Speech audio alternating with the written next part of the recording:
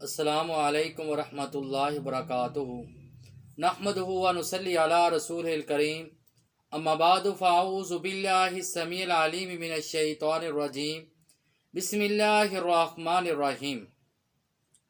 हम पर मुसीबत इन तीन वजह से आती है और तकलीफ़, मुसीबत, बीमारी सिर्फ़ तीन वजूहात की वजह से आती है। किसी एक वजह से इंसान पे कभी बीमारी आ जाती है, कभी मुसीबत आ जाती है, कभी कोई तकलीफ़ आ जाती है। वो तीन वजूहात कौन हैं जो हमारी बीमारी का और इसी तरह दूसरी तकलीफ़ का और मुसीबत का बायस बनती हैं? उनमें सबसे पहले आपके और मेरे हाथों की कमाई यानी गुनाह इंसान कर बैठता है सुस्ती की वजह से, काहली की वजह से। और जैसे अल्लाह रब्बुल इज़्ज़त ने सूरह यूनुस में बयान फरमाया कि अल्लाह रब्बुल इज़्ज़त बेशुमार ऐसे गुनाह हैं जो लोगों को माफ़ कर देता है, और लेकिन बाज़ औक़ात उन गुनाहों की वजह से उनको झंझोड़ता है। और ताकि उनको इस बात का एहसास हो कि आपके और मेरे सुस्ती की वजह से, काहली की वजह से और जानबूझकर गुनाह करने की वजह से और उसकी हम पे शामत आती है। वो शामत कभी बीमारी की सूरत में होती है, कभी मुसीबत की सूरत में होती है, कभी आफत की सूरत में होती है, कभी परेशानी की सूरत में होती है।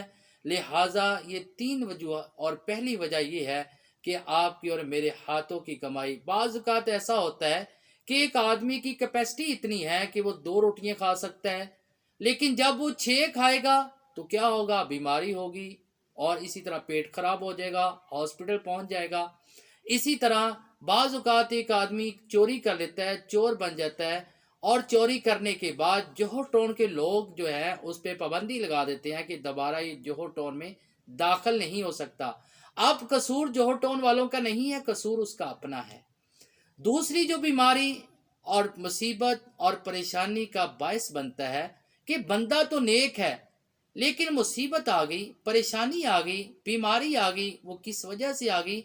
कि वो गुनाह कर बैठा, लेकिन मसरूफियत की वजह से, सुस्ती की वजह से, काहली की वजह से अपने उस गुनाह की माफ़ी नहीं मांग सका।